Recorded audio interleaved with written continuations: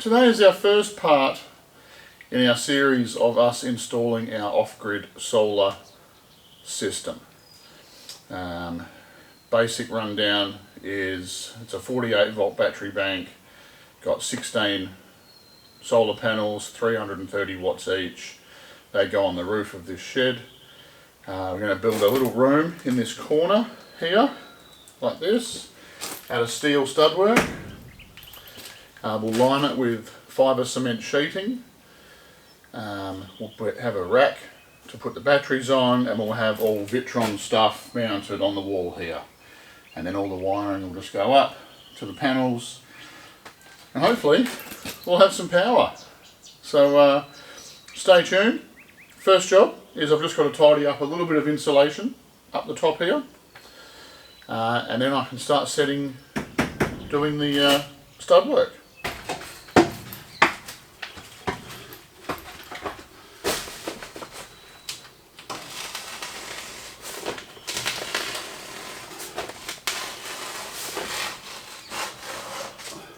So I'm just cutting the insulation back halfway on this steel beam here, and then I will run silver foil tape to seal it up to the beam, just to finish off, make it look a bit neater.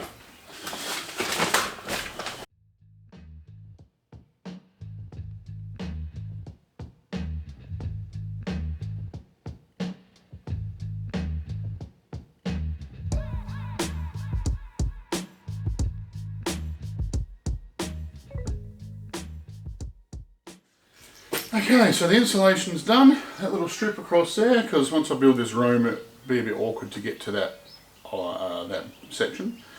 We are going to have a little floor on top of this room, just to help seal it, because the room will be totally sealed, and it will have a couple of fans and some filters blowing air through it to keep it cool and ventilated. So I'll just get this ladder out of the way, and we'll mark out how big we want this room. So we just got a basic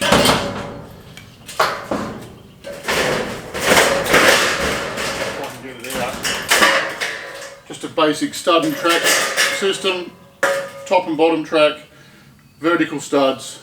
They just sit in there perfect. So very easy system to pretty much build anything you like.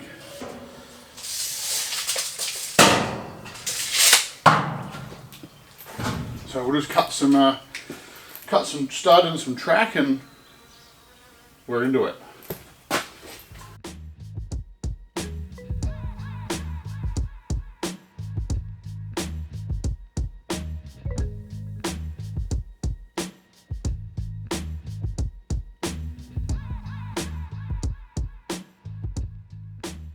We're just about to put the bottom track down. Using just Sikaflex Pro, just like a mastic. So I want this room to be basically 100% airtight. So when we put the fans in, the fans will filter the air and will keep the room pressurised, help keep the dust out. So Sika Pro caulking gun. Yes, it's brand new. Look at that.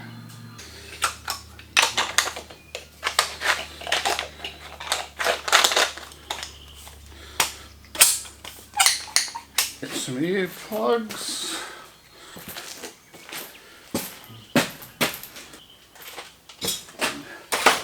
There's just a cordless hammer drill, some plugs, and away we go.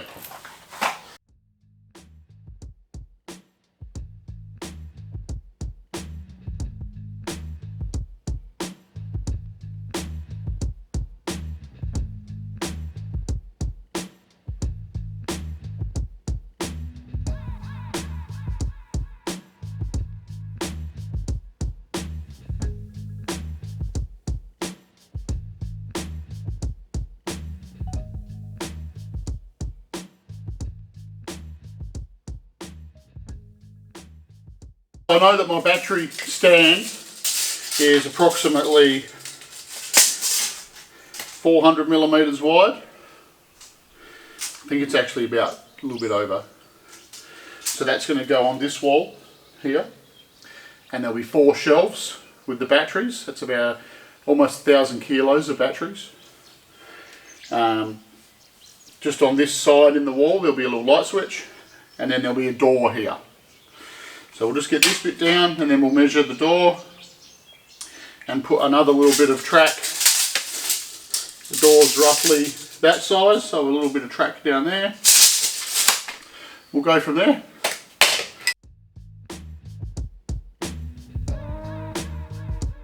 Now for the door openings, I always like to put 2 Dynabolts in rather than the nylon knock-ins. So Dynabolt and a Dynabolt, just to give a bit of extra strength. I'll just go find some. Okay, so we've got a couple little Dynabolts.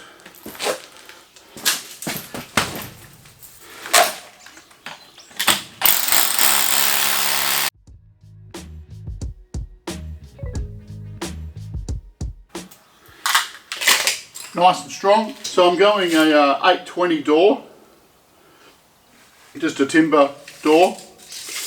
So basically I'll leave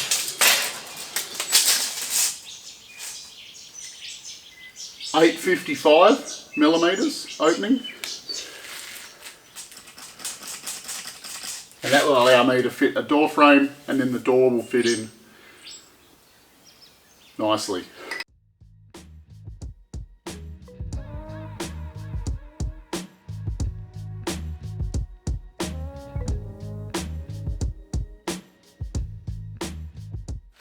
Alright, so there we go, the track's down, and now I'm going to cut the studs and stand the vertical studs in. Some of them get tech screwed back to the frame to make it nice and rigid, and then we'll do the top track, the header track, top one. We're only 2.4 metres high here, so 8 foot high, and then it should all come together. Okay, so I'll just get a couple of little tech screws and screw this stud in position.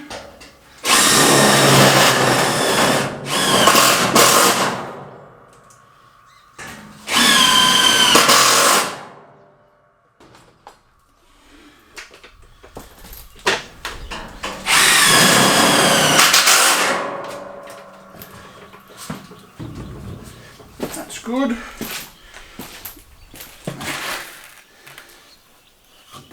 And then we have these other screws. These are just like a little flat top wafer. Call it a wafer. Don't know how well you can see that. But when you screw them into the stud work, they sit nice and flush on the top so it doesn't lump your drywall, your gyprock.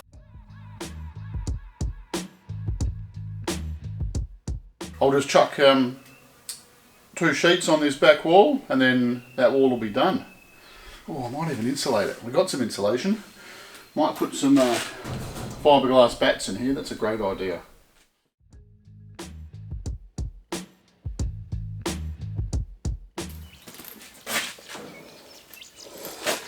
Okay, back wall insulated. Now the reason why I'm just doing the back wall and not all the walls, normally I would just stand all the stud work and then sheet the whole lot and then do each process like one by one. Just you guys can see what's going on without all this other stud work in the way. I'll sheet this back wall, and then I can bring my other walls off it, and we'll go from there. So I've just cut the sheet. This is 6mm fibre cement. Rather than using gyprock, I want something that's a bit weatherproof and also a bit more fire retardant. So what I'm going to do is, I like to glue everything with Sikaflex, so I'll run a full bead of Sikaflex up the stud work on every stud. I'll mark some lines on the sheet here so I know where to put the screws. Then we're going to flush the screws and sand them and paint them so it looks like a nice little room. We use these screws here. These are a fibre cement screw. So I'm going to go screws every 300, 12 inches, 300 mil. So I'll just mark 3, every 300.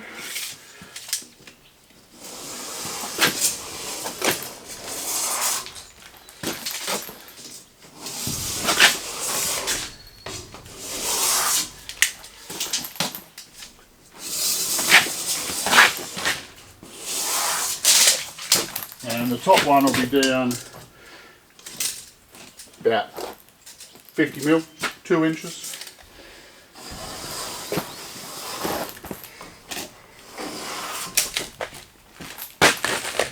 Okay, whack on some glue. Just make sure all the insulation's tucked in. None of it's going to get hooked up on between the sheet and the stud.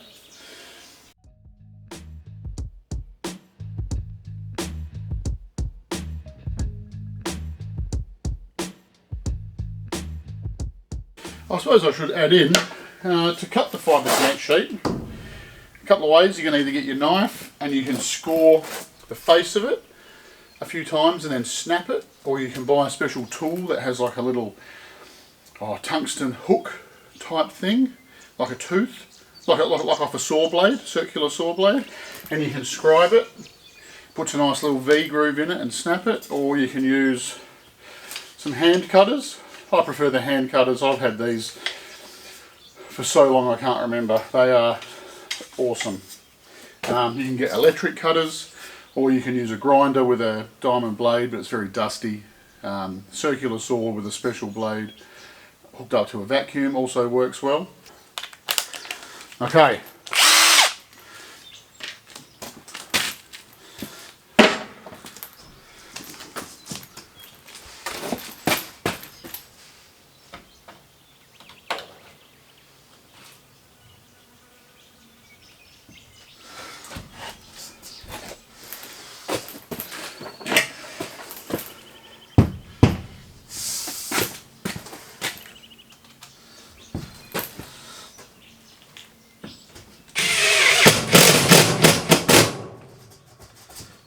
They pull in lovely. So you can flush it with a bit of plaster, paint it, it'll look fantastic.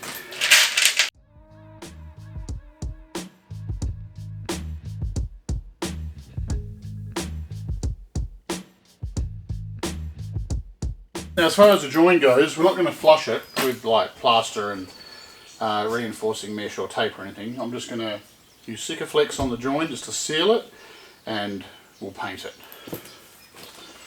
So that will get done after. Okay, we're back. So, back wall sheeted, screws are all screwed off, sheets are glued on, they've all been scraped back. I like to get a little broad knife and just give them a scrape, get that bit of fuzz off for when we flush them. End studs on for the walls coming off that way, and didn't realise that the memory card was full, so I just had to go see the tech department and get that emptied and reformatted. So we're back, fresh battery, new memory card, ready to rock. Alright, so next thing I'm going to do is cut some top track for this wall and stand a few studs in, same as this one, top track, a few studs, and I'll just tie it together with this top track, and I'll leave these studs out so I've still got access with the sheet and with the batteries later on. Amanda's just shooting off right now to go and get the racking and a few other things, so she'll be back later. Don't know why I looked at my wrist, there's no watch on it. She'll be back later with the shelving, and we can set that up, and hopefully I'll have these two walls flushed and painted so we can put the shelf straight in, put the battery straight on, and it'll start looking like something then.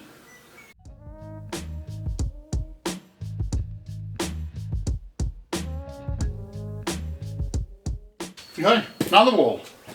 So now I'll just run a piece of track across the top to basically tie these two walls into each other, and they'll all be parallel, square, plumb, you name it, it'll be it.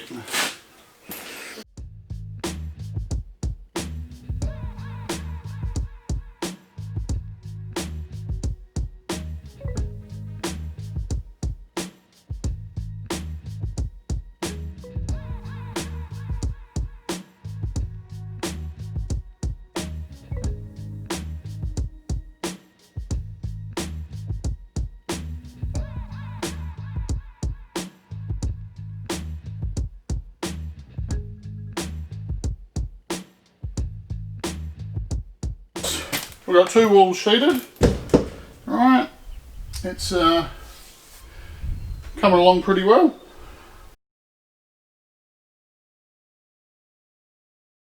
Okay, so I've just put a couple of more studs in, another 3 studs in. These 2 are for the door. And this will get sheeted, and then there'll be like a bit over the door. So what we do now is we know we've set the spacing for the door. I'm going 820 door, so I went 855 millimeters. My editor might put inches in down the bottom because I don't actually know what that is. And then I'll put a header in, and we'll use top track as our head, and that goes at 2 meters 80. And we'll just make sure these are plumb, level, and then they'll get screwed off at the top. Screw the header off and put a little stud in the middle here, and that's the framework done. And then as far as the ceiling goes, the ceiling is going to be made out of the exact same stuff. So I'll just put a track, like the bottom section that we use, or this section here. I'll put one on its side here and one on its side up there, and I'll just put studs in it, probably quite close, maybe 300 mil 12-inch centers, and then we'll get a sheet of flooring or plywood, and we'll sit on top, and that will give us maybe even a fibre cement sheet on top, and then fibre cement ceiling. It'll all be insulated. I can't wait, it's so exciting. Been living out of a Waco 80 litre camp fridge for a while now. So as soon as we get this up and running, and we can we'll buy a proper fridge, that'll be mint. So, track, I've cut it. I know that measurement. I'll just allow an extra 100 mil each end. It's just 100 mil is an easy measurement for me to remember. So I cut it, snip it, fold it each side, put them up there, knowing that that is 855, same as the bottom measurement. Basically just hooks in here, like that, just bend that out, goes in like this, and then we measure 2 meters 80 to the top, and get a mark with a texter, put a mark there, wafer them off, screw them off in here, and then we'll cut a little bit of stud for there, and then we'll plumb these up with the level, make sure they're spot on. Okay, so I've put this in at the desired measurement. I've plumbed up these studs with the level to make sure that they are spot on. Using a split door frame, basically 2 halves, one side here, one side here. After it's sheeted, it encapsulates the stud work in the sheet, and you screw it off, and it's done. And you hang the door, just like a normal door. Only difference is I'll probably be putting a little bit of like felt or sponge around the door jamb on the actual frame, so when the door shuts it helps seal it. And I'll be putting some sort of dust prevention flap on the bottom of the door, so either when you close the door it drops this little skirt down and stops the dust coming in or something. Haven't figured that out yet. So next I'm just giving the holes a little sand with the sanding block, take them back nice and flush, and then I'll Sikaflex that corner and these joins here just to seal them, and we'll be ready for paint.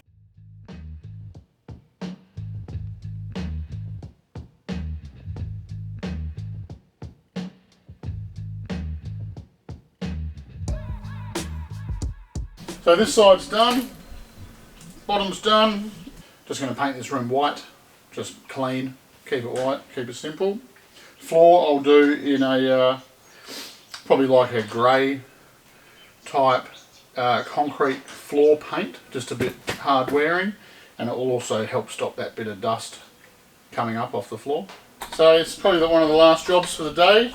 Amanda's back with our racking, which is perfect. These are 400mm deep. I'll explain when I build it anyway. So, but each shelf's rated for nearly 800 kilos per shelf, so that is awesome. Now I just got some paint. I'm going to paint these walls white. I'm no painter, okay?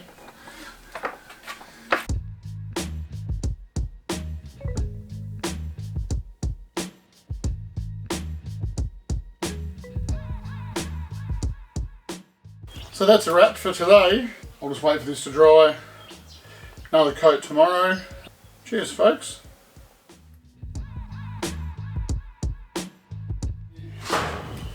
That's that. Now I've got to find a pencil. Oh, I bet Amanda took my pencil. It's alright. We always have a little bit of a pencil war. She reckons I take her pencils all the time. But really it's her putting them in my nail bag, in my tool belt. That's what happens. I've seen it.